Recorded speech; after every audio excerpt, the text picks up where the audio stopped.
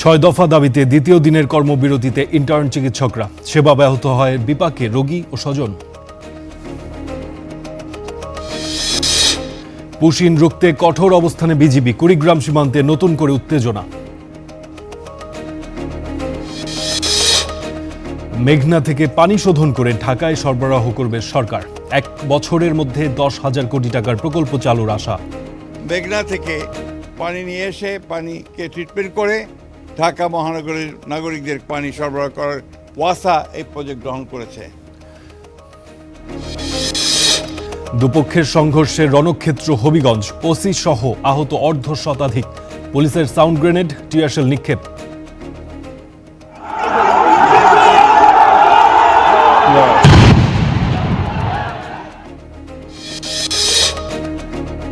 এবং কুমিল্লায় বাড়ছে এইডস আক্রান্তের সংখ্যা। 5 মাসে মৃত 7, শনাক্ত 42। সচেতনতার পরামর্শ বিশেষজ্ঞদের।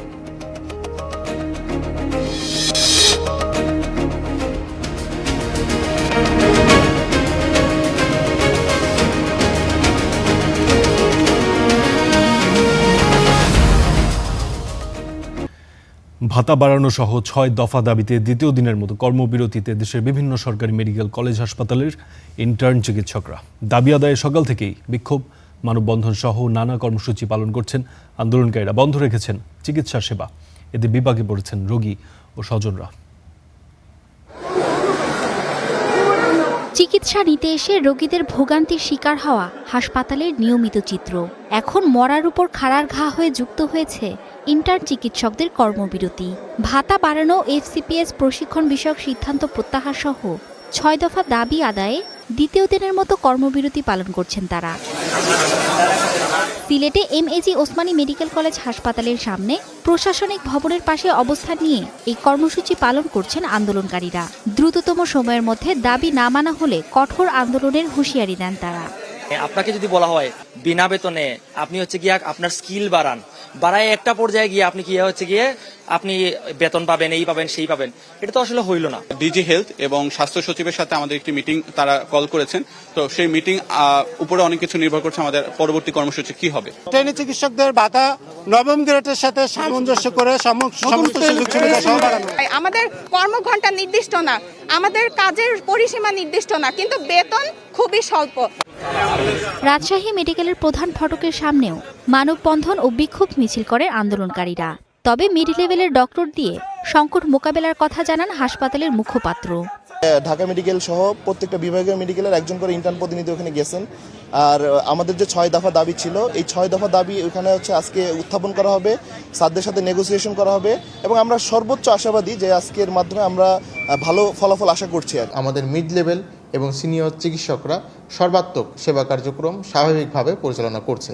আমাদের জরুরি বিভাগ, আমাদের dialysis unit, CCU, ICU, labour ward, জরুরি অস্ত্রোপচার সবই কিন্তু পূর্বের নিয়মে চলছে। একই চিত্র পটুয়াখালী মেডিকেল, ময়মনসিংহ মেডিকেল ও গাজীপুরের শহীদ তাজউদ্দিন আহমদ মেডিকেল কলেজ হাসপাতালেও ইন্টার্ন চিকিৎসক ও মেডিকেলের শিক্ষার্থীরা বিক্ষোভ মিছিল করে ও কর্মবিরতি অব্যাহত রাখে। Mithila Anju, star news. Intern চিকিৎসকদের কর্মবিরতিতে সেবা ব্যাহতের খবর জানাতে কুমিল্লা মেডিকেল থেকে যুক্ত হচ্ছেন সহকর্মী আব্দুল্লাহ মারুফ। কথা বলবো মারুফের সঙ্গে। জি মারুফ, ইন্টার্ন চিকিৎসকদের যে কর্মবিরতি চলছে তাতে চিকিৎসা সেবা তথা পুরো হাসপাতালে কী ধরনের প্রভাব পড়ছে এবং এই ইন্টার্ন চিকিৎসকদের দাবি দেওয়া সম্পর্কে একটু বিস্তারিত জানাবেন।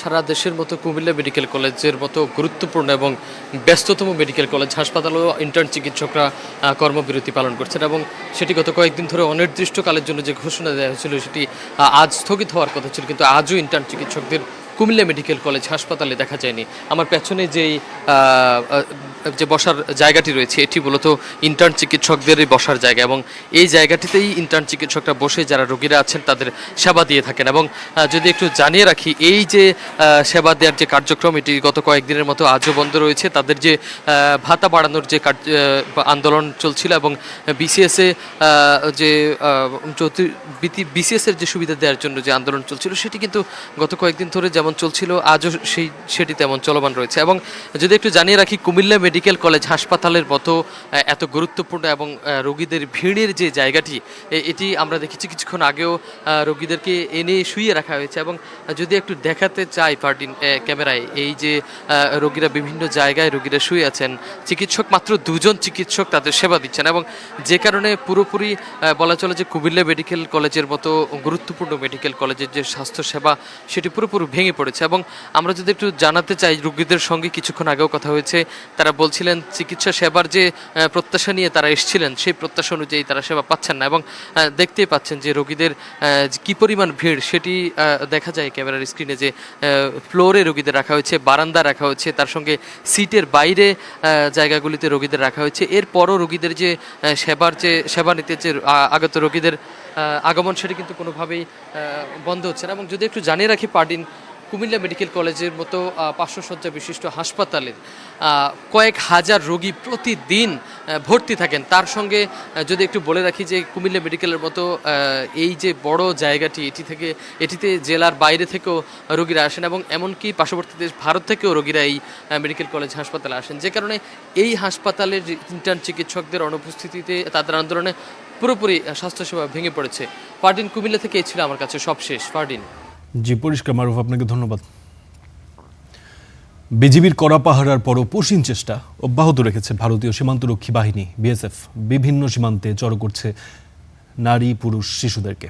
সবশেষ 2টি ট্রাকে নারী, শিশু সহ বেশ কিছু লোকজনকে কুড়িগ্রাম সীমান্তে পুশিনের জন্য নিয়ে আসে বিএসএফ। তবে বিজিবির বাধায় ব্যর্থ হয় তারা। পঞ্চগড়ের বড়বাড়ি সীমান্ত, কয়েকদিনের টানা উত্তেজনার পর পরিস্থিতি কিছুটা শান্ত। পুশিনের লক্ষ্যে নারী, শিশুসহ জড়ো করা 10 জনকে বিজিবির বাধার মুখে ফিরিয়ে নিতে বাধ্য হয় ভারতীয় সীমান্তরক্ষী বাহিনী বিএসএফ। 70 ঘন্টা পর গেল রাতে সীমান্তের লাইট বন্ধ করে তাদের সরিয়ে নেওয়া হয়। রাতে 2:40-এর দিকে ওরা ওই প্রথমে বর্ডার সিকিউরিটি লাইট অফ করে দিয়ে পরে ওদেরকে নিয়ে চলে গেছে। হ্যাঁ, আমাদেরকে জানিয়েছে, যখন বলেছে যে আমরা নিয়ে যাবো তখন শোনা জানিয়েছে। আমরা সতর্ক ছিলাম যাতে নিয়ে যাওয়ার কথা বললে আবার অন্য কিছু না করে। বড়বাড়ি সীমান্তে সতর্ক অবস্থানে আছে বিজিবি, পাহারা দিচ্ছেন স্থানীয়রাও। নতুন করে উত্তেজনা বেড়েছে কুড়িগ্রামের রৌমারী সীমান্তে। বড়কান্দা ও ঝাউবাড়ি সীমান্তে 2টি ট্রাকে বেশ কিছু লোকজনকে জড়ো করে বিএসএফ। তবে গ্রামবাসী ও বিজিবির যৌথ চেষ্টায় পিছু হটতে বাধ্য হয় তারা। মেহেরপুরের তেঁতুলবাড়ি সীমান্তে বিএসএফের পুশিনের চেষ্টা রুখে দেওয়ার পরও কঠোর অবস্থানে আছে বিজিবির সদস্যরা। দিনরাত পালা করে পাহারা বসিয়েছে গ্রামবাসী। সীমান্ত সুরক্ষিত রাখতে জয়পুরহাটে নিজেদের তৎপরতা ও সচেতনতা কার্যক্রম অব্যাহত রেখেছে বর্ডার গার্ড বাংলাদেশ।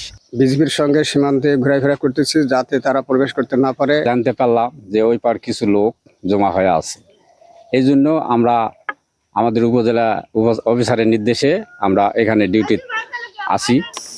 জেলার 26 কিলোমিটার সীমান্ত সুরক্ষিত রাখতে বিজিবির সঙ্গে কাজ করছে আনসার ভিডিবি। তাদের সহযোগিতা করছেন স্থানীয়রা। Desk report, star news. দর্শক, পুশিন ও সীমান্তের উত্তেজনাকর পরিস্থিতির আরও খবর জানাতে পঞ্চগড় ও জয়পুরহাট থেকে যুক্ত হচ্ছেন সহকর্মীরা। শুরুতেই যাব পঞ্চগড়ে। পঞ্চগড়ে রায়হান আমাদের সঙ্গে যুক্ত আছেন। রায়হান, একটু জানাবেন পঞ্চগড়ের যে সীমান্ত পরিস্থিতি সেটি কেমন দেখছেন, বিজিবির তৎপরতাই বা কেমন দেখছেন? জি, আমি এই মুহূর্তে দাঁড়িয়ে রয়েছি পঞ্চগড়ের বড়বাড়ি প্রধানপাড়া সীমান্ত এলাকায়। এই এলাকা দিয়ে গত শুক্রবার ভোর রাতে কিন্তু ভারতীয় সীমান্তরক্ষী বাহিনী বিএসএফ এর সদস্যরা 10 জনকে বাংলাদেশ অংশে পুশিনের চেষ্টা করে এবং তারা বাংলাদেশের সীমানায় ঠেলে দেওয়ার চেষ্টা করে। এই সময় বিজিবি সহ স্থানীয়রা কিন্তু তাদের প্রতিহত করে পরবর্তীতে তারা শূন্যরেখায় অবস্থানে নেয়। এভাবেই কিন্তু ঝড় বৃষ্টির মাঝে দীর্ঘ প্রায় 70টি ঘন্টা তাদের কেটে গেছে। খেয়ে না খেয়ে মানবতা তাদের জীবনযাপন গেছে ঝড় বৃষ্টির মাঝে। তো গত রাতে রাত আনুমানিক 2টা থেকে 2:30টার মধ্যে কিন্তু তাদেরকে এই সীমান্তের বাতি বন্ধ করে কয়েক দফা নাটকীয়তার পরে ভারতীয় সীমান্তরক্ষী বাহিনী বিএসএফ তাদেরকে নিয়ে যায়। সে সময় কিন্তু বিজিবি সদস্য সহ স্থানীয়রাও সতর্ক ছিলেন। তবে স্থানীয়রা বলছেন সে সময় কিন্তু যখন তাদেরকে নিয়ে যাওয়া হয় তখন সীমান্তের বাতি বন্ধ করে দেওয়া হয় এবং যারা পুশিনের শিকার হয়েছিলেন তাদেরকে অনেকটাই নিরাপত্তার মধ্যে দিয়ে এখান থেকে ফেরত নেওয়া হচ্ছে। তো এই ঘটনার পর থেকে আজকে সকাল থেকে আমরা দেখছিলাম যে বিজিবি অনেকটাই কড়া এবং সতর্ক অবস্থানে রয়েছে। স্থানীয়রাও কিন্তু আজকে সীমান্ত এলাকায় খুবই কম এসেছেন। তবে বিজিবির সদস্যদের আমরা এখনো দেখেছি তারা বাংকারে এবং বিভিন্নভাবে তাদের যে টহল সেটি এখনো জোরদার রেখেছেন। তারা বলছেন যে সীমান্ত এলাকায় এখনো বিজিবির বাড়তি সতর্কতা রয়েছে, পরবর্তী নির্দেশনা না আসা পর্যন্ত তাদের এই সতর্ক অবস্থান চলবে। এবং সীমান্ত জুড়ে আসলে Nilphamari 56 BGB battalion, Panchagarh 18 battalion সহ পঞ্চগড়ের যেসব সীমানা রয়েছে প্রত্যেকটি সীমানাতেই এবং সীমান্ত এলাকার বাসিন্দাদের নিয়ে বিজিবি কড়া নিরাপত্তায় দিচ্ছে এবং স্থানীয়দেরকে সহায়তার জন্য সচেতন করছে যেন পুশিন ঘটনা দ্রুতই ঠেকানো যায়। তো স্থানীয়রা কিন্তু গত কয়েকদিন ধরে বলছিলেন যে পুশিন এই সীমান্ত দিয়ে শুধু নয়, পুরো বাংলাদেশের জন্য কখনো পুশিন না হয় এবং কোনো মানুষকে পরিচয় নিশ্চিত না হয়ে যেন বাংলাদেশে ঠেলে পাঠানো না হয়। যদি পরিচয় নিশ্চিত হওয়া যায় সেক্ষেত্রে যেন তাদের যথাযথ প্রক্রিয়ার মাধ্যমে পাঠানো হয়। তো এই ছিল আমার কাছ থেকে পঞ্চগড়ের সীমান্তে পুশিনীয় মানুষজন নিয়ে সর্বশেষ খবর। জি, আপনাকে ধন্যবাদ রায়হান। আপনি পঞ্চগড়ের পরিস্থিতি সম্পর্কে জানাচ্ছিলেন এবং আপনি জানাচ্ছিলেন গতকাল রাতে সীমান্তের বাতি বন্ধ করে পুশিনের চেষ্টা করে বিএসএফ। আমরা এই পর্যায়ে একটু জয়পুরহাটের সীমান্তের পরিস্থিতিও জানতে চাই। মামুন আমাদের সঙ্গে যুক্ত আছেন। মামুন, আপনি শেষবার যখন আপনি জানাচ্ছিলেন তখন পর্যন্ত জয়পুরহাটে তেমন কোনো পুশিনের ঘটনা বা তৎপরতা দেখতে পাননি, এখনকার পরিস্থিতি কেমন দেখছেন?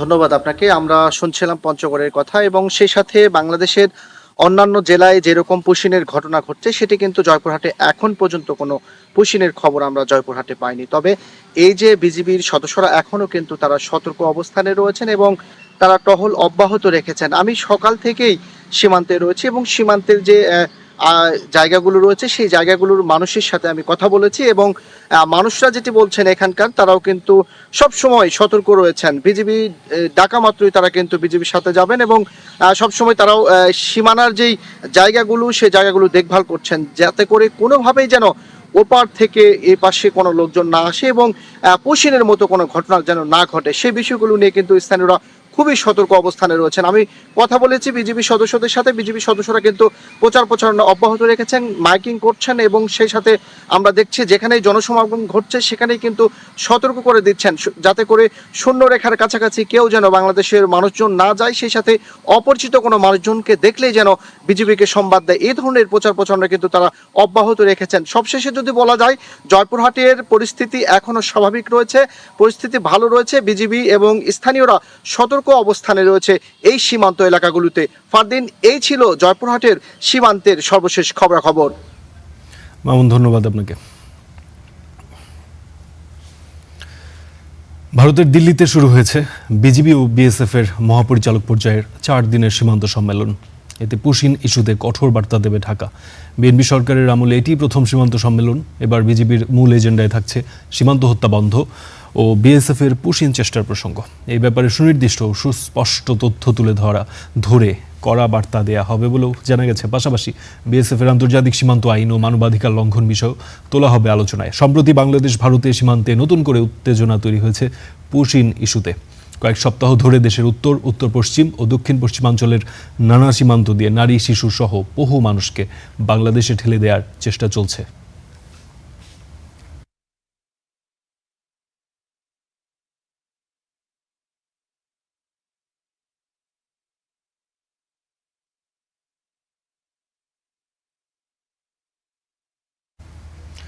পুশিন বন্ধে ভারতকে এই পর্যন্ত 12 থেকে 13টি চিঠি পাঠালেও মেলেনি কোনো উত্তর। আর এসব ঘটনায় ভারতের সঙ্গে সম্পর্ক পুনরুদ্ধারে প্রভাব ফেলবে বলে জানিয়েছে পররাষ্ট্র প্রতিমন্ত্রী শামা ওবায়দ।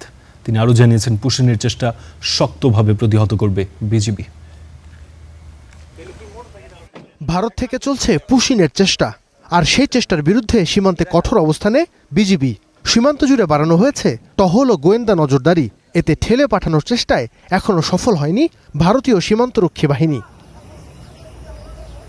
পুশিন বন্ধে এরই মধ্যে ভারতকে 12 থেকে 13টি চিঠি দিলেও কোনো জবাব পায়নি ঢাকা। পররাষ্ট্র প্রতিমন্ত্রী বলছেন এসব ঘটনা ভারতের সঙ্গে সম্পর্ক পুনরুদ্ধারে প্রভাব ফেলবে। এই পুশিনের মাধ্যমে যদি তারা করে তাহলে অবশ্যই সেটা আমাদের জন্য ভালো হবে না, এবং সেটা আমাদের যে ভারত এবং বাংলাদেশ সম্পর্ক, যেটা আমরা বলি যে নতুন উচ্চতায় ওঠার চেষ্টা হচ্ছে, এবং ওনারাও একটি প্যারাডাইম শিফটের কথা বলেন, সেই প্যারাডাইম শিফটটা যদি হতে হয় তাহলে এই কাজগুলা যেই ডিপ্লোমেসি আছে, যেই বিদ্যমান প্রক্রিয়া আছে, সেই প্রক্রিয়াটাই আমাদের দুই দেশে অবলম্বন করা উচিত। পররাষ্ট্র প্রতিমন্ত্রী আরও জানান, ভারতে অবস্থান করা অবৈধ বাংলাদেশিদের প্রক্রিয়া মেনেই ফেরত পাঠাতে হবে। বাংলাদেশে যদি ভারতীয় কোনো ইলিগাল সিটিজেন থাকে বা ভারতে যদি বাংলাদেশের কোনো ইলিগাল সিটিজেন থাকে, তাদেরকে ফেরত আনার বা আমাদের ভারতীয়দেরকে ফেরত দেওয়ার একটি মেকানিজম বিদ্যমান আছে। সেই বিদ্যমান মেকানিজমটা, ডিপ্লোমেসিটা অবলম্বন করেই ভারতকে আমাদের সাথে কাজ করতে হবে, কথা বলতে হবে, এবং বাংলাদেশও সেটা করবে। ফের পুশিনের চেষ্টা হলে তা বিজেপি শক্তভাবে মোকাবেলা করবে বলেও জানান পররাষ্ট্র প্রতিমন্ত্রী। নাইম আবির, স্টার নিউজ, ঢাকা। বছর জুড়েই নানা কারণে আলোচনায় থাকে সীমান্ত এলাকা। কখনো সীমান্ত হত্যা, কখনো কৃষকের উপর বিএসএফের হয়রানির অভিযোগ। কাঁটাতারের পাশের মানুষের জীবন যেন প্রতিদিনই অনিশ্চয়তা আর শঙ্কায় ভরা। তবে পুশিন ইস্যুতে নতুন করে আবারও আলোচনায় সীমান্ত এলাকা। বিস্তারিত নওগাঁ থেকে তৌহিদ ইসলামের রিপোর্টে। কাঁটাতারের বেড়া, এপারে বাংলাদেশ, ওপারে ভারত। মাঝে মাঝেই উত্তপ্ত হয়ে ওঠে দুদেশের দীর্ঘ সীমান্তের কোনো না কোনো এলাকা। অনেক দিন ধরেই এই অস্থিরতা সীমান্তে। সম্প্রতি পুশইনকে কেন্দ্র করে আবারও বাড়ছে উত্তেজনা। গেল 5 জুন নওগাঁর কলমুডাঙ্গা সীমান্ত দিয়ে 17 জনকে পুশইনের চেষ্টা করে ভারতীয় সীমান্তরক্ষী বাহিনী বিএসএফ। যদিও বিজিবির বাধায় তাদের ফেরত নিতে বাধ্য হয়। কে আর ওই দিক দিয়ে যাচ্ছে, কে এদিক দিয়ে যাচ্ছে, কে এদিক দিয়ে যাচ্ছে, সবাই বাছে বাছে করে নিয়ে যাচ্ছে। আমরা সবাই স্যালেন্ডার করেছি। রাতের বেলায় এদিকে কোন বর্ডার দিয়ে দিয়েছে সেটা বলতে পারবো না, অন্ধকার ছিল। আমরা আন্দাজে চলে এসেছি, আমাদের নামিয়ে দিয়ে বললো যে ফাঁকা মাঠ আছে, সোজা চলে যাবে।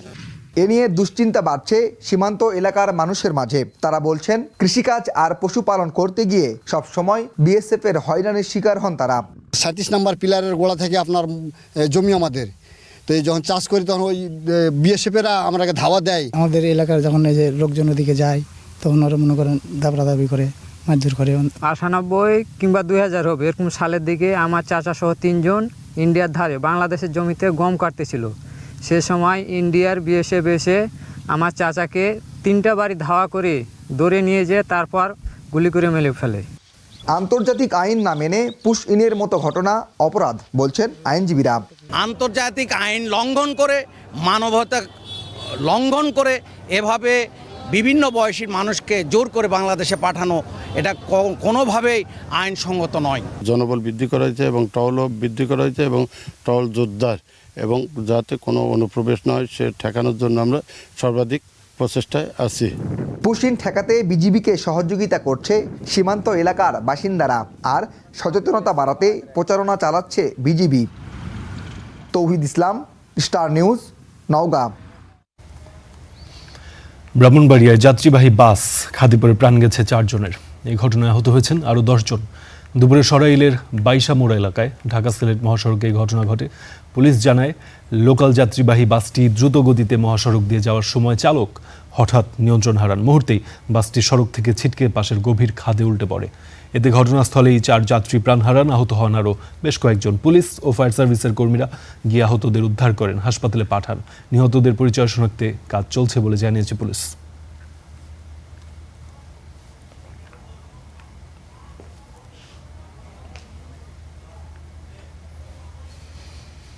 সাড়ে 11টার কাছাকাছি আমরা খবর পাইছি। আমরা আসার পর দেখলাম যে বাসটা উল্টে আছে। আমরা গুরুতর আহত 8 জনকে হাসপাতাল পাঠিয়েছি, তার মধ্যে 4 জন অবস্থা খুবই গুরুতর এবং তাদের কোনো নড়াচড়া বা মুভমেন্ট ছিল না।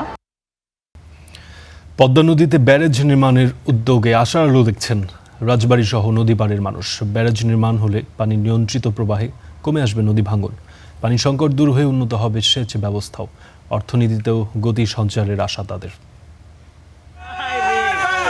পদ্মার ভয়াল ভাঙনে প্রতি বছর হারায় বসত ভিটা, নদীগর্ভে বিলীন হয় ফসলি জমি, বাজার সহ বিভিন্ন স্থাপনা। অন্যদিকে শুষ্ক মৌসুমে থাকে না পানি, সেচ সংকটে ব্যাহত হয় চাষাবাদ।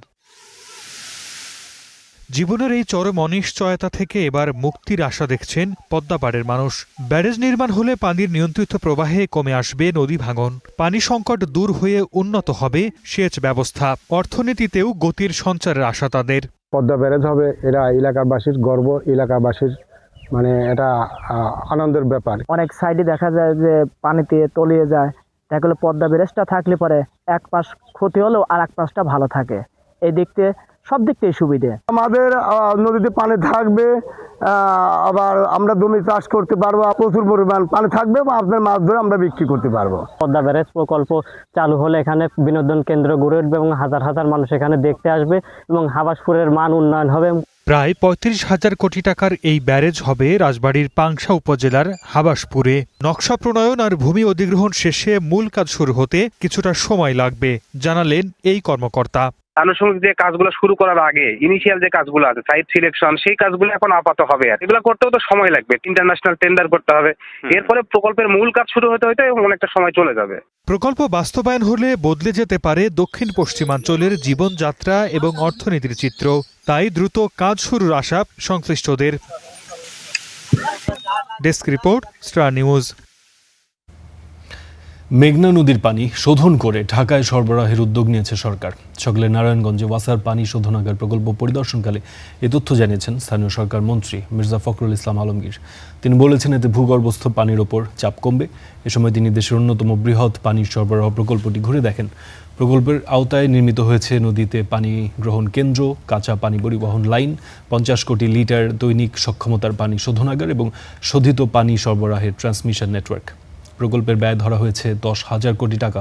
আগামী ১ বছরের মধ্যে প্রকল্পটি চালুর ব্যবস্থা করা হবে বলেও জানিয়েছেন মন্ত্রী।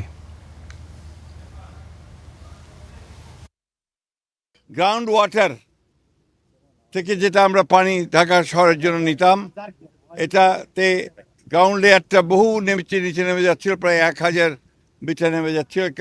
একটা ভয়াবহ একটা পরিস্থিতির সৃষ্টি হতে যাচ্ছে।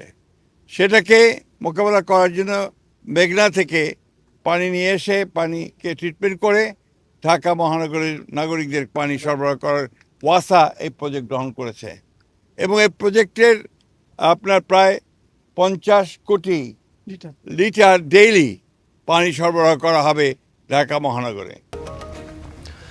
মাদকের টাকা নিয়ে বাগবিতণ্ডায় ছুরিকাঘাতে স্ত্রীকে হত্যার অভিযোগ স্বামীর বিরুদ্ধে। ভোরে জহর শহরের শেখহাটি তমালতলা এলাকায় ঘটনা ঘটে। পুলিশ জানায়, মাদকের টাকা নিয়ে স্বামী স্ত্রীর মধ্যে বাগবিতণ্ডা শুরু হয়। এক পর্যায়ে ক্ষিপ্ত হয়ে স্ত্রী সামিনা আক্তারকে ধারালো ছুরি দিয়ে আঘাত করেন স্বামী সুজন। এতে তিনি গুরুতর আহত হন। পরিবারের সদস্যরা সামিনাকে উদ্ধার করে হাসপাতালে নিয়ে গেলে কর্তব্যরত চিকিৎসক মৃত ঘোষণা করেন। পরে সুজন নিজেও আত্মহত্যার চেষ্টা করেন। ঘটনার তদন্তে কাজ করছে পুলিশ।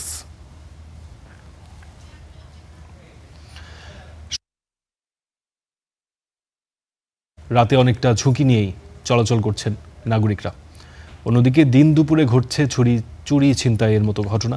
এই পরিস্থিতিতে উদ্বেগ জানিয়েছেন মুন্সিগঞ্জ শহরের নাগরিকরা। পৌর সুবিধা নিশ্চিত ও সিসিটিভি ক্যামেরা স্থাপনের আশ্বাস কর্তৃপক্ষের। মুন্সিগঞ্জ থেকে শিহাব আহমেদের প্রতিবেদন। মুন্সিগঞ্জ শহরের প্রধান সড়ক, ঘড়ির কাঁটায় রাত ২:৩০, অথচ জ্বলছে না সড়ক বাতি। অন্ধকারে ঢাকা চারপাশ। একই দৃশ্য শহরের উত্তর ইসলামপুর, দেওভোগ সহ আরও কয়েকটি এলাকায়। অকেজো বেশিরভাগ সড়কবাতি। ঘটছে চুরি ছিনতাইয়ের ঘটনা। এতে বিপাকে সাধারণ মানুষ। এই যে কিছুদিন আগে আমাদের দোকানে চুরি হয়েছে, সব ধরার মতো কোনো নেই। লাইট থাকলে একটু ভালোই তো, এরা মুরগি নামায়, তারপর লোকজন চলাফেরা করে, কেউ কিছু নিলে আমি দেখতে পারতাম। সদর উপজেলার ৯ ইউনিয়ন ও 2 পৌরসভা, এসব এলাকায় রাতে টহল দেন 3 পুলিশ সদস্য। আমাদের সিনিয়র অফিসাররা আমাদের যথেষ্ট খোঁজখবর নেওয়ার চেষ্টা করেন, তারপরেও অনেক কিছু হয়ে ওঠে না। পৌরসভা ও আশপাশের এলাকার নিরাপত্তায় 2023 সালে 140টি সিসি ক্যামেরা স্থাপন করে পুলিশ। বর্তমানে বেশিরভাগেরই নেই অস্তিত্ব। দেশি অস্ত্রগুলা নিয়ে ঘুরে, এগুলা হচ্ছে এদের উৎপাতে হচ্ছে আমাদের এই যে শ্রীপল্লী অঞ্চলে যে মানুষগুলা, এরা কিছুদিন যাবতই খুব অশান্তির মধ্যে আছে। পিজ্জা হচ্ছে দেওয়াল ভাঙা ঢুকা, তারপর হচ্ছে টাকা পয়সা যা আছে নিয়ে গেছে আর কি। একদম রীতিমতো আতঙ্ক। বা এখন তো আমরা দোকানে কোনো মাল রাখতে গুডাউনে মাল রাখি সব। এদিকে দ্রুত শহরের সড়ক বাতি সংস্কারের আশ্বাস দিয়েছে পৌর কর্তৃপক্ষ, আর সিসি ক্যামেরা পুনঃস্থাপনের কথা জানিয়েছে পুলিশ। আমি যখন লোক পাঠায় বলে যে কোথাও নাই, এখন আমি তো রাত্রেবেলা আমার যতটুকু সামনে পড়ে বাজারটুকু ওইটুকু আমি দেখি যে জলে, কিন্তু উত্তর ইসলামপুর ওইদিকে তো আমার ওভাবে যাওয়া হয় না। নিঃসন্দেহে সিসিটিভি একটা বড় ধরনের টুলস আমাদের ক্রাইম ডিটেকশনের ক্ষেত্রে। তো এটার জন্য আসলে গভর্নমেন্টের বাজেট থেকে এটা করতে পারলে নিঃসন্দেহে ভালো, তবে এর বাইরেও যদি এটি পাবলিক প্রাইভেট ইনিশিয়েটিভের মাধ্যমে করা যায় সেটি সবচেয়ে মুন্সিগঞ্জের জন্য ভালো হবে, কারণ এটা দ্রুত করা সম্ভব। মাত্র 11 বর্গ কিলোমিটার আয়তনের ছোট এই শহরে প্রায়ই ঘটছে অপরাধমূলক কর্মকাণ্ড, যা ভাবিয়ে তুলছে কর্তৃপক্ষ থেকে শুরু করে নিরাপত্তা বাহিনীকেও। পৌর সুবিধা নিশ্চিতের পাশাপাশি শহরে উন্নত সিসি ক্যামেরা স্থাপনের দাবি জানিয়েছেন নাগরিকরা। মুন্সিগঞ্জ শহর থেকে শিহাব আহমেদ, স্টার নিউজ। কুমিল্লায় হু হু করে বাড়ছে এইডস আক্রান্তের সংখ্যা। চলতি বছরের 5 মাসে এইডস আক্রান্ত হয়ে মারা গেছেন 7 জন। এ সময় নতুন করে শনাক্ত হয়েছেন আরও অন্তত 42 জন। নতুন আক্রান্তদের বড় একটি অংশ সমকামিতায় জড়িত বলে জানিয়েছেন চিকিৎসকরা। বিশেষজ্ঞরা বলছেন, সচেতনতা না বাড়লে পরিস্থিতি আরও জটিল হতে পারে। কুমিল্লায় দিন দিন বাড়ছে এইচআইভি সংক্রমণ ও মৃত্যুর সংখ্যা। চলতি বছরের জানুয়ারি থেকে মে পর্যন্ত 5 মাসে এইডসে আক্রান্ত হয়ে জেলাটিতে মারা গেছেন 7 জন। এর মধ্যে মে মাসেই মারা গেছেন 3 জন। আর চলতি বছরের প্রথম 5 মাসে 672 জনের নমুনা পরীক্ষায় 42 জনের শরীরে এইচআইভি শনাক্ত হয়। কুমিল্লা মেডিকেলের তথ্য বলছে, নতুন শনাক্তদের মধ্যে সবচেয়ে বেশি সংখ্যক রোগী সমকামিতায় জড়িত। এছাড়া যৌনকর্মী এবং বিদেশে অবস্থানকালে আক্রান্ত হওয়া ব্যক্তিও রয়েছেন এই তালিকায়। প্রতিদিন গড়ে 7-8 জন টেস্ট হয়, তার মধ্যে থেকে সবগুলো কুমিল্লা শহরের। বেসিক্যালি স্টুডেন্টরা বেশি টেস্ট করতে আসে। মাসের অধিক সময় ধরে ডায়রিয়া থাকবে, তারপর আপনার জ্বর, ওজন কমে যাবে, মুখে ফাঙ্গাল জাতীয় ইনফেকশন হয়, ঘা হয়, তারপর আমরা সিফিলিস থাকতে পারে, টিবি রোগীও থাকতে পারে। পরিসংখ্যান বলছে 2020 সালে কুমিল্লায় 8 জনের শরীরে এইচআইভি ধরা পড়ে। এর পরের বছরগুলোতে সেই সংখ্যা ক্রমান্বয়ে বেড়েই চলেছে। গত বছর সবচেয়ে বেশি 72 জন আক্রান্ত হয় এইচআইভিতে। আর চলতি বছরের 5 মাসেই শনাক্ত হয়েছেন 42 জন। বর্তমানে জেলাটিতে 385 জন এইচআইভি আক্রান্ত ব্যক্তি চিকিৎসা নিচ্ছেন। এইডস আর কোনো মরণ ব্যাধি নয়। নিয়মিত ওষুধ নিলে আক্রান্ত ব্যক্তি দীর্ঘদিন সুস্থ ও স্বাভাবিক জীবনযাপন করতে পারেন বলে জানিয়েছেন চিকিৎসকরা। সিরিঞ্জ শেয়ারিং করি আমরা, ব্লাড ট্রান্সমিশনের মাধ্যমে হয়, ভার্টিক্যাল ট্রান্সমিশনের মাধ্যমে হয়, এবং আনসেফ যেটা বলি আমরা, এগুলো করার জন্য হচ্ছে, এবং আমরা চিকিৎসাটা সম্পূর্ণভাবে ফ্রি দিতেছি। স্বাস্থ্য সংশ্লিষ্টদের মতে, এইচআইভি প্রতিরোধে নিরাপদ যৌন আচরণ, ঝুঁকিপূর্ণ জনগোষ্ঠীর নিয়মিত স্ক্রিনিং, সচেতনতা বৃদ্ধি এবং আক্রান্তদের প্রতি বৈষম্যহীন আচরণের কোনো বিকল্প নেই। Desk report, star news.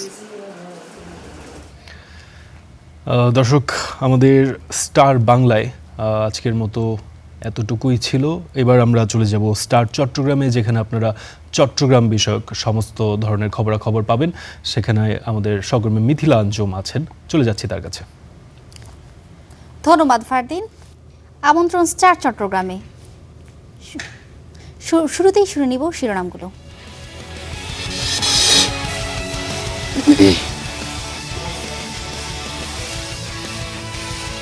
জঙ্গল সলিপুরে 4টি সড়কে নির্মাণ কাজ শুরু, অপরাধ কমার আশা সেনাবাহিনীর। চট্টগ্রামে 4 বছরের শিশু ধর্ষণে অভিযোগ গঠনের শুনানি কাল।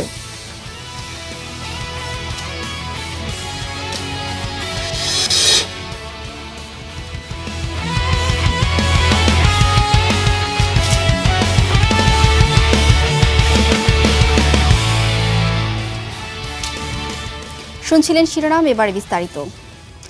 চট্টগ্রামের জঙ্গল সলিমপুরে 4টি সড়ক নির্মাণের কাজ শুরু করেছে সেনাবাহিনী। নতুন সড়ক চালু হলে নজরদারি বাড়ার পাশাপাশি অপরাধ কমে আসার আইনশৃঙ্খলা বাহিনীর আশা। আগামী জানুয়ারির মধ্যে নির্মাণ কাজ শেষ করার আশা তাদের। আরও জানাচ্ছেন সৈয়দ তামিম মাহমুদ। জঙ্গল সলিমপুর শান্ত আর সবুজ এই পাহাড়ের বুকে লুকিয়েছিল অপরাধের এক অদৃশ্য সাম্রাজ্য। তবে এবার দুর্গম ও পাহাড়ি এই এলাকায় আইনশৃঙ্খলা পরিস্থিতির উন্নয়ন ও যাতায়াত ব্যবস্থা সহজ করতে 4টি সড়ক নির্মাণের কাজ শুরু করেছে বাংলাদেশ সেনাবাহিনীর 34 কনস্ট্রাকশন ব্রিগেড। সরকারের উচ্চ পর্যায়ের নির্দেশনায় গত বৃহস্পতিবার জরুরি ভিত্তিতে সড়ক নির্মাণের এই কাজ শুরু করে সেনাবাহিনীর একটি ইউনিট। প্রাথমিক পর্যায়ে জঙ্গল সলিমপুর থেকে ঢাকা চট্টগ্রাম মহাসড়ক ও চট্টগ্রাম খাগড়াছড়ি মহাসড়ক পর্যন্ত 4টি সড়ক নির্মিত হচ্ছে। এছাড়া আরেকটি অভ্যন্তরীণ সড়কও নির্মাণ হচ্ছে। ডিপিএম মেথড, ডেলিকেট প্রকিউরমেন্ট মেথডের মাধ্যমে সেনাবাহিনীকে এই প্রকল্পটি অর্পিত করা হবে এবং অর্থায়ন এলজিডির মাধ্যমে হলেও সেনাবাহিনী এই প্রকল্পটি সম্পূর্ণভাবে সম্পন্ন করবে। দুর্গম ও পাহাড়ি এলাকায় কাজ করার দীর্ঘ অভিজ্ঞতা কাজে লাগিয়ে এই সড়ক নির্মাণে 7 থেকে 8 মাস সময় লাগতে পারে বলে জানিয়েছে কর্তৃপক্ষ। 4টা রোড আলীনগর স্কুল থেকে চারদিকে বিস্তৃত আছে এবং এই সড়কগুলো নির্মাণ হয়ে গেলে আপনারা বায়েজিদ লিংক রোড থেকে ঢাকা চিটাং হাইওয়ে থেকে এবং ভাটাইরি হাটহাজারি লিংক রোড থেকে এই 3 দিক থেকেই খুব সহজেই মানুষ চলাচল করতে পারবে এবং আইনশৃঙ্খলা বাহিনীর জন্য এটা অত্যন্ত সুগম হবে। স্থানীয়রা বলছেন এই সড়কের নির্মাণ কাজ শেষ হলে জীবনযাত্রার মান বাড়ার সাথে নতুন দিগন্ত উন্মোচিত হবে। আমরা আগে যাতায়াত করতাম, জঙ্গল দিয়ে যাওয়া আসা করতাম, সরু একটা রাস্তা ছিল, এখন রাস্তাটা স্যারেরা বড় করে দিচ্ছে। আগে পায়ে হেঁটে যেতাম, বৃষ্টি হতো, রাধা কাদা হতো, এরকম ঝামেলা হতো। এখন যদি গাড়ি আসা যাওয়া করে তো আমরা গাড়িতে করে যেতে পারবো, সময়টা বাঁচাতে পারবো। এখন রাস্তা হয়েছে, এখন আমরা চতুর্পায়ে কি যাইতে পারবো, আসতে পারবো খোলামেলা। এই দুর্গম পথ অপরাধীদের জন্য ছিল অভয়ারণ্য। তবে নতুন এই উদ্যোগের মাধ্যমে জঙ্গল সলিমপুরে ফিরবে আইনের শাসন, এমনটাই মনে করছেন সংশ্লিষ্টরা। Syed Tamim Mahmud, star news, Chittagong. চট্টগ্রামের বাকলিয়ায় 4 বছরের শিশু ধর্ষণের ঘটনায় অভিযোগপত্র আমলে নিয়েছেন আদালত। চার্জ গঠনের শুনানি হচ্ছে কাল। এর আগে বেলা 11টার দিকে চট্টগ্রাম মহানগর শিশু সহিংসতা দমন ট্রাইব্যুনালে তোলা হয় অভিযুক্ত মনির হোসেনকে। সকালে কড়া নিরাপত্তায় তাকে সেখানে আনা হয়। পরে আসামির উপস্থিতিতে অভিযোগপত্র আমলে নেন আদালত। 21 মে বাকলিয়ার চেয়ারম্যানঘাটা এলাকায় ওই শিশুকে ধর্ষণের অভিযোগ ওঠে। সেদিন বিকেলেই অভিযুক্ত মনিরকে আটক করে পুলিশ। 22 মে শিশুটির বাবা বাদী হয়ে তাকে আসামি করে থানায় মামলা করেন। পুলিশ অতি স্বল্প সময়ে তদন্ত শেষ করে গত 4 জুন মামলাটির তদন্ত রিপোর্ট প্রদান করেছেন এবং গতকাল মামলাটি বিজ্ঞ আদালত, ম্যাজিস্ট্রেট আদালত থেকে বদলি হয়ে আমাদের বিজ্ঞ আদালতে এসেছে, ট্রাইব্যুনালে এসেছে। এই ট্রাইব্যুনাল আজকে এই মামলাটি অভিযোগ আমলের জন্য ছিল। বিজ্ঞ আদালত পুলিশ প্রতিবেদনে সন্তুষ্ট হয়ে 9-1 ধারায় এই মামলাটি অভিযোগটি আমলে গ্রহণ করেছেন এবং আগামীকাল 4 শুনানির জন্য দিন ধার্য করেছেন। একীভূত হওয়া 5 ব্যাংকের জমাকৃত অর্থ ফেরত সহ একাধিক দাবিতে চট্টগ্রামে মানববন্ধন হয়েছে। বিকেলে নগরীর প্রেস ক্লাবের সামনে চট্টগ্রাম বিভাগের সম্মিলিত ইসলামী ব্যাংকের ভুক্তভোগী গ্রাহকরা এই কর্মসূচি পালন করেন। এ সময় তারা অভিযোগ করেন, দীর্ঘদিন ধরে ব্যাংকে অর্থ আটকে থাকায় চিকিৎসা, শিক্ষা ও ব্যবসায়িক কাজে চরম ভোগান্তিতে পড়তে হচ্ছে তাদের। দ্রুত আমানত ফেরত এবং ব্যাংকিং লেনদেন স্বাভাবিক করার দাবি জানান বক্তারা। আমরা স্বাভাবিক লেনদেন চাই। আমরা কোনো ভাঙচুর করার জন্য আন্দোলনে নামিনি, আমরা কোনো অঘটন ঘটাবার জন্য আন্দোলনে নামিনি। আমরা যারা টাকা রেখেছে আমরা মনে করি আমরা বাংলাদেশের রয়্যাল সিটিজেন মানুষ। এই হেয়ার কাট জুলুম শব্দ থেকে আমাদেরকে রক্ষা করবেন, হেয়ার কাট বাতিল করে আমাদের লেনদেন স্বাভাবিক করবেন। আমরা চাই আমাদের জীবনযাপন যেন আগের মতো হয়ে যায়, এই জন্য দরকার সরকারের সুনজর। 7.5 কোটি টাকায় পার্বত্য চট্টগ্রাম উন্নয়ন বোর্ডের অর্থায়নে বান্দরবানে তৈরি হয়েছিল সার্কি টাউন হল। তবে 3 বছর পেরিয়ে গেলেও সংস্কারের অভাবে পরিণত হয়েছে পরিত্যক্ত ভবনে। এদিকে দ্রুত সংস্কারের আশ্বাস দিচ্ছেন সংশ্লিষ্ট কর্তৃপক্ষ। পাহাড়ের সবুজের মাঝে দৃষ্টিনন্দন ভবন, বান্দরবান শহরে নির্মিত অরুণ সার্কি টাউন হল।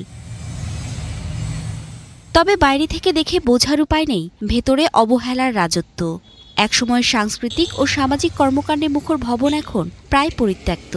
চারদিকে আগাছা, অব্যবস্থাপনা আর রক্ষণাবেক্ষণের চরম সংকট। ধুলাবালিতে ঢেকে গেছে হলরুমের আসবাবপত্র। 2023 সালের ভয়াবহ বন্যার পর সংস্কারের অভাবে একে একে নষ্ট হয়ে যাচ্ছে ভবনের মূল্যবান যন্ত্রপাতি। অচল হয়ে পড়েছে জেনারেটর, এসি ও সাউন্ড সিস্টেম। বিভিন্ন স্থানে দেখা দিয়েছে ফাটল, হয়ে যাচ্ছে অবকাঠামো। নতুন বছরের শুরুতে যে বইগুলো দেওয়া হতো এখানে প্রোগ্রাম করে দেওয়া হতো। এখন এমন একটি বেহুল অবস্থা, এটি একটি ভূতের বাড়ির পরিণত হয়েছে। প্রত্যেকটা জিনিসে যেমন এই যে একটা ফাটল সৃষ্টি হয়েছে, এখানে এই যে ময়লা আবর্জনা হয়ে গেছে, এটা কেউকে দেখি না যে সংস্কার করতে। সংস্কার করতেছে না, কিন্তু এখানে কোনো প্রোগ্রাম হচ্ছে না। এদিকে জেলা পরিষদের মাধ্যমে দ্রুত সংস্কার করার আশ্বাস দেয় পার্বত্য চট্টগ্রাম উন্নয়ন বোর্ড কর্তৃপক্ষ। বন্যায় নষ্ট হয়ে গেছে, তার সংস্কারের জন্য জেলা পরিষদকে মৌখিকভাবে জানানো হয়েছে। ওনারা বলেছেন এটা কাজ করতেছে, তবুও পরবর্তীতে আমরা আমাদের কর্তৃপক্ষের সাথে কথা বলে ওনাদের সংস্কার কাজগুলো দ্রুততার সহিত যেন বাস্তবায়ন হয় সেই ব্যবস্থা গ্রহণ করি। পার্বত্য চট্টগ্রাম উন্নয়ন বোর্ডের অর্থায়নে 7.5 কোটি টাকায় তৈরি হয়েছিল এই ভবন। Desk report, star news. নেই বিদ্যুৎ, নেই রাস্তা, চলাচলে একমাত্র বাহন যখন নৌকা, তাও বিকল হয় পাহাড়ি ঢল ও তীব্র বর্ষায়। সব মিলিয়ে মিলেনিয়াম সভ্যতায় এসেও মধ্যযুগের এক জনপদ হয়ে টিকে আছে খাগড়াছড়ির দুর্গম পাহাড়ি অঞ্চল নারাইছড়ি, যেখানে মোবাইল ও ইন্টারনেট নেটওয়ার্ক নেই। এই ভোগান্তি থেকে মুক্তির উপায় কি? কবেই বা মিলবে প্রতিকার? সেদিকেই তাকিয়ে আছে 26টি গ্রামের প্রায় 10,000 মানুষ। খাগড়াছড়ির দুর্গম পাহাড়ি অঞ্চল নারাইছড়ি। ভ্রমণ পিয়াসীদের চোখে নান্দনিক হলেও স্থানীয়দের যাপিত জীবনের পরতে পরতে রয়েছে দুর্ভোগ এবং যন্ত্রণা। সড়ক যোগাযোগ না থাকায় নদীপথে এখানকার একমাত্র ভরসা। জুম চাষি স্থানীয়দের প্রধান জীবিকা, তবে উৎপাদিত ফসল বাজারে নিতে তাদের গুনতে হয় বাড়তি খরচ। এখনো রাস্তা নাই, তো অনেক তো আমার কষ্ট হয়। তাহলে নগদি আনলে 200 টাকা লাগে, তোর গাড়ি দিয়ে একটা 100 লাগে, তাহলে 300। জমির কাজ করি, হলুদের চাষ করি, এগুলো আমার নিতেও কষ্ট হয়। বাজারে নিতে অনেক দাম বাড়া লাগে। যদি পাকা রাস্তা হয়ে যায়, তো রাস্তাঘাট যদি হয়ে যায় তো একদম মানে লোকজনের হাতে সুযোগ সুবিধা করতে পারে না। বর্ষা মৌসুমে পাহাড়ি ঢলের মতো আতঙ্কও ভাসায় সবাইকে। বন্ধ হয় শিশুদের স্কুল, তবে বিজিবি ও সেনাবাহিনীর মেডিকেল ক্যাম্পে মেলে কদাচিৎ স্বাস্থ্যসেবা। এসব উদ্যোগ সাময়িক স্বস্তি দিলেও স্থায়ী ও টেকসই স্বাস্থ্যসেবা অধরাই থেকে যায় স্থানীয়দের কাছে। বর্ষাকালে মানে আমাদের ছাত্রছাত্রীরাও নিয়মিত আসতে পারে না, কাদা থাকার কারণে পানি স্রোত জমে। এই যে খালবাট ব্রিজ ভাঙা, সেগুলো পানিতে তলিয়ে যায়। বৃষ্টি হলে আমাদের স্যারগুলোরাও আসতে পারে না, আর আমাদের সহপাঠীরাও আসতে পারে না পরীক্ষার সময়। সড়কের অভাব শুধু স্থানীয়দের নয়, ভোগাই সীমান্তরক্ষীদেরও। যোগাযোগ কাঠামো গড়ে তোলা গেলে উন্নয়নের একটি চিত্র ফুটে উঠবে বলে জানান স্থানীয় প্রতিনিধিরা। দীর্ঘদিন ধরে আমাদের প্রচেষ্টা চলতেছে। আমার আগে যারা চেয়ারম্যান ছিলেন তারাও প্রচেষ্টা করেছে এবং বর্তমানে আমিও চেষ্টা করতেছি। এবং এই দমপাটা থেকে যদি নারীচুরি চড়কটা হয়ে যায়, তাহলে আমি বলবো এই সরকারের একটা উন্নয়নের চর্ত। সীমান্ত ঘেঁষা ধনপাতা থেকে নারাইছড়ি পর্যন্ত 26টি গ্রামে প্রায় 10,000 মানুষের বসবাস।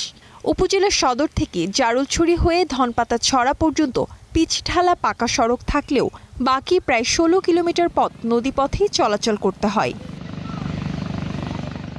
Desk report, star news.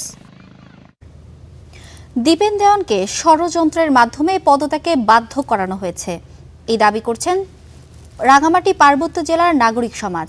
আজ সকালে জেলা প্রশাসক কার্যালয়ের সামনে দীপেন দেওয়ানের পদত্যাগ প্রত্যাহার এবং পার্বত্য চট্টগ্রাম বিষয়ক মন্ত্রণালয়ের মন্ত্রী হিসেবে পুনর্বহালের দাবিতে আয়োজিত মানববন্ধন ও স্মারকলিপির প্রদান কর্মসূচিতে এমন দাবি করেন বক্তারা। বলেন, সর্বোচ্চ ভোটে নির্বাচিত একজন জনপ্রতিনিধির মাত্র 3 মাসের মধ্যে দায়িত্ব ছাড়ার ঘটনা কোনো স্বাভাবিক ঘটনা নয়। পাহাড়ের সকল জাতিগোষ্ঠীকে নিয়ে তিনি যে রেইনবো নেশন গড়ার স্বপ্ন দেখছিলেন তা এখন অনিশ্চয়তার মুখে পড়েছে। পাহাড়ি ও বাঙালি জনগোষ্ঠীর বিভিন্ন সমস্যা সমাধানের আগেই তাকে দায়িত্ব থেকে সরিয়ে দেওয়া হয়েছে বলে বক্তারা অভিযোগ করেন। মানববন্ধন শেষে প্রধানমন্ত্রীর উদ্দেশ্যে এক স্মারকলিপি রাঙামাটি জেলা প্রশাসকের কাছে হস্তান্তর করা হয়।